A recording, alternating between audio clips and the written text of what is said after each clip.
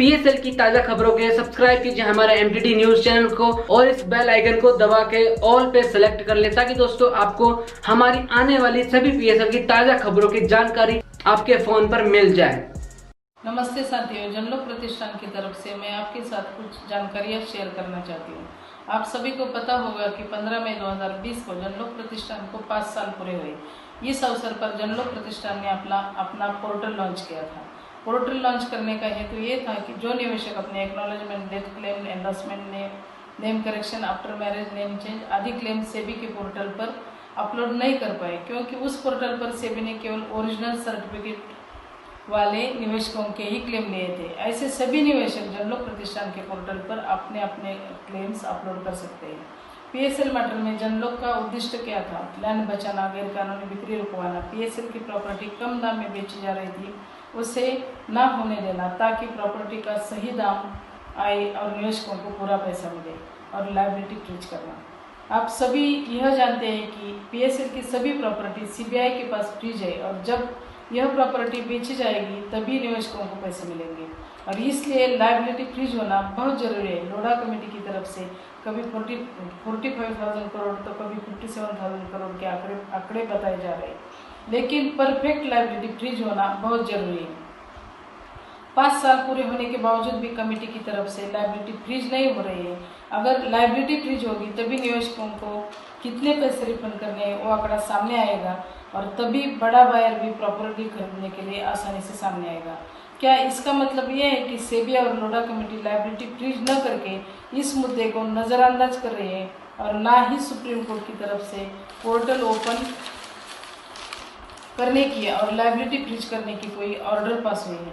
और यही बात मैंने आपसे पहले भी कही थी कि सेबी ने अपना पोर्टल ऑस्ट्रेलिया के फेडरल कोर्ट की ऑर्डर के बाद ही ओपन किया है।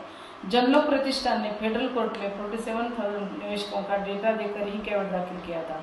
इसके बाद सेबी ने ऑस्ट्रेलिया में इंटरवीन करके हमें सभी निवेशकों को पैसे देने हैं, केवल जनलोक प्रतिष्ठान के निवेशकों को नहीं, और इसी बात पर फेडरल कोर्ट ने सेबी से निवेशकों को कंप्लीट डेटा मांगा, क्योंकि सेबी ने इस दिशा पर कोई प्रयास नहीं किया था। इसलिए ऑस्ट्रेलिया में सेबी के ऊपर दबाव बनाकर यह काम करवाना पड़ा। इसके बाद भारत में सेबी द्वारा पोर्टल खोला गया। आज सेबी के अनुसार उन्होंने 7,000 तक की अमाउंट के निवेशकों को पैसे रिफंड किए, लेकिन जनलोक प्रतिष्ठान के पास कई सारे निवेशकों की कंप्लेन आई है कि उनके 2,500-5,000 के क्लेम भी उन्हें नहीं मिले। ऐसे कई सारे निवेशक हैं जिन्होंने सेबी के पोर्टल पर अलॉटमेंट लेटर के ऑप्शन को यस टिक किया है। तो कई निवेशक ऐसे हैं कि जिनके पास केवल फर्स्ट सर्टिफिकेट और लास्ट रिसिट है, और वे अपने क्लेम सेबी के पोर्टल पर रजिस्टर नहीं कर पाए। ऐसे सारे निवेशक अपने क्लेम जनलोक प्रतिष्ठान के पोर्टल पर अपलोड कर सकते हैं। निवेशकों की एक बहुत बड़ी संख्या अपना क्लेम सेबी के पोर्टल पर अपलोड नहीं कर पाई थी, क्योंकि endorsement, acknowledgement, death claim, after marriage name change, missing document, not in our record, already registered, इन सब क्लेम्स के लिए उस पोर्टल पर कोई सुविधा नहीं थी। ऐसे सारे निवेशकों के प्रॉब्लम्स हमने 8 अलग एफिडेविट द्वारा ऑस्ट्रेलिया की कोर्ट में फाइल किए थे। इसके पहले निवेशकों के ये सारे प्रॉब्लम हम जनलोक प्रतिष्ठान ने, लेकिन काफ़ी समय बीतने के बावजूद भी सेबी ने पीएसएल निवेशकों की इन गंभीर समस्याओं की तरफ ध्यान नहीं दिया। इसलिए हमने इन समस्याओं के एफिडेविट ऑस्ट्रेलिया की कोर्ट में फाइल किए। इतना समय बीत जाने के बावजूद भी सेबी ने इन समस्याओं को सुलझाने का कोई भी प्रयास नहीं किया। इतना ही नहीं, 15 मई 2020 को सेबी ने ऑस्ट्रेलिया में एक सबमिशन दिया है, जिसमें सेबी कहती है कि जनलोक द्वारा दिए गए एफिडेविट्स की समस्याएं केवल किस्से कहानियां हैं। ये सारे एफिडेविट्स पीएसएल के निवेशकों द्वारा दिए गए थे, और हर एफिडेविट में ठोस सबूत के साथ पीएसएल निवेशकों ने अपनी उन गंभीर समस्याओं को रखा है, जिनके कारण वे अपना क्लेम सेबी के पोर्टल पर रजिस्टर ही नहीं कर पाए हैं।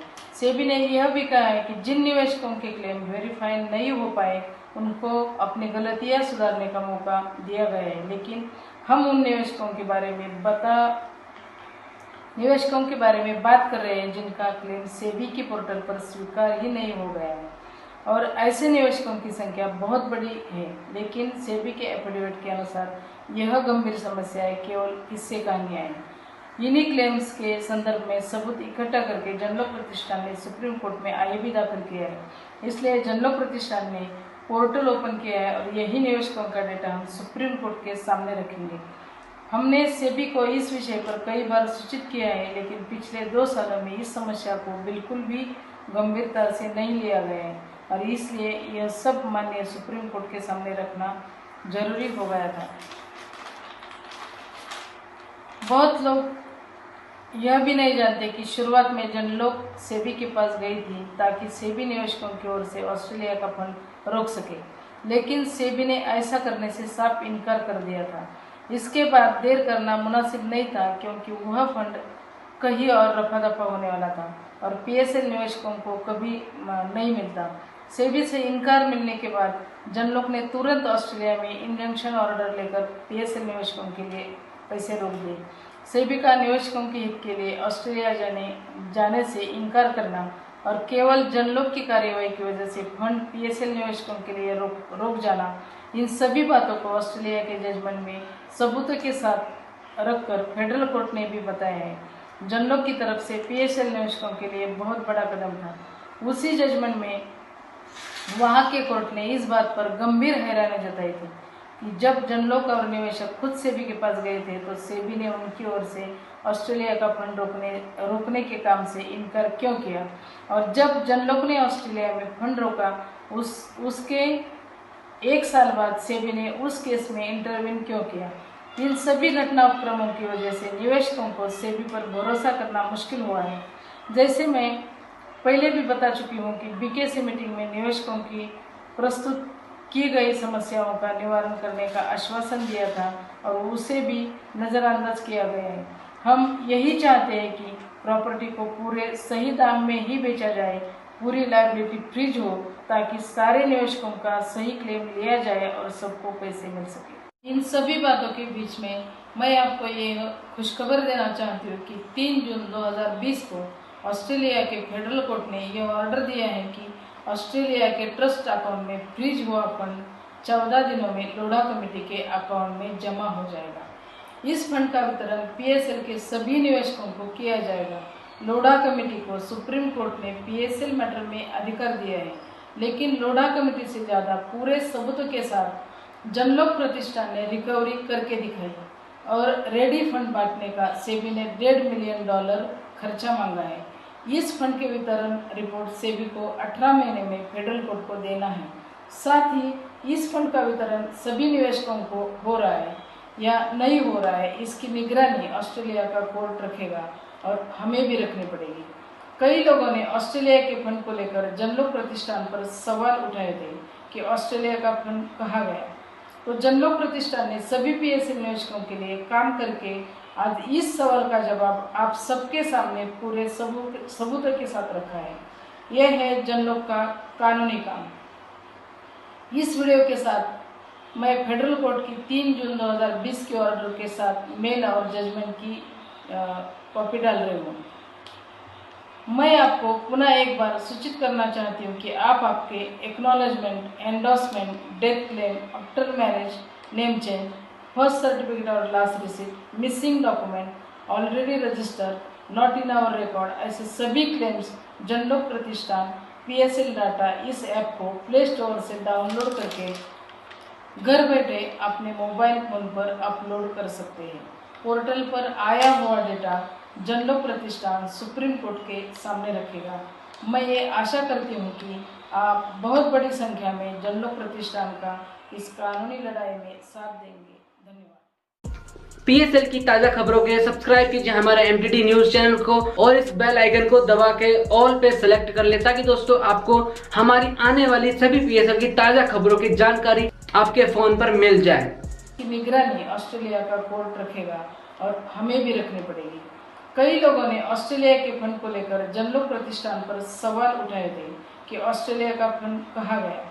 तो जनलोक प्रतिष्ठान ने सभी पीएसएल निवेशकों के लिए काम करके आज इस सवाल का जवाब आप सबके सामने पूरे सबूतों के साथ रखा है। यह है जनलोक का कानूनी काम। इस वीडियो के साथ मैं फेडरल कोर्ट की 3 जून 2020 के ऑर्डर के साथ मेल और जजमेंट की कॉपी डाल रही हूँ। मैं आपको पुनः एक बार सूचित करना चाहती हूँ कि आप आपके acknowledgement, endorsement, death claim, after marriage name change, first certificate और last receipt, missing document, already register, not in our record, ऐसे सभी claims Janlok Pratishthan PSL data इस ऐप को प्ले स्टोर से डाउनलोड करके घर बैठे अपने मोबाइल फोन पर अपलोड कर सकते हैं। पोर्टल पर आया हुआ डेटा जनलोक प्रतिष्ठान सुप्रीम कोर्ट के सामने रखेगा। मैं ये आशा करती हूँ कि आप बहुत बड़ी संख्या में जनलोक प्रतिष्ठान का इस कानूनी लड़ाई में साथ